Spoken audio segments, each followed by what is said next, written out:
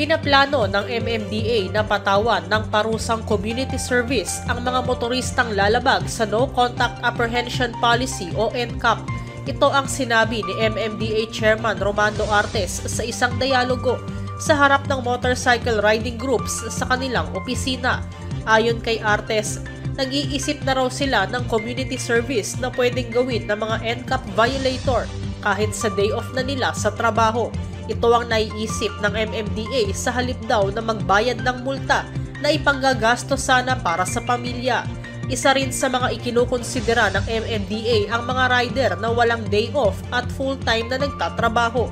Inihalimbawa ni Artes na sa halip na 8 oras mag-community service, gagawin na lang daw nila ito ng 3 o hanggang 4 na oras.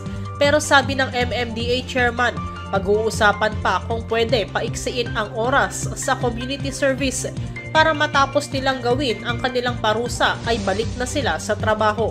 Sa ngayon, sinabi naman ng MMDA na wala silang planong pababain ang presyo ng multa sa mga lumalabag sa NCAP. Katwiran ni Artes, paano naman daw ang mga mayayaman na lalabag sa batas trapiko na kailangan namang magbayad ng multa? Mag-iisang buwan na mula nang ipinatupad ang NCAP noong May 26 sa ilang mga kalsada sa Metro Manila, gaya ng EDSA, Commonwealth Avenue, Rojas Boulevard, Taft Avenue at Aurora Boulevard.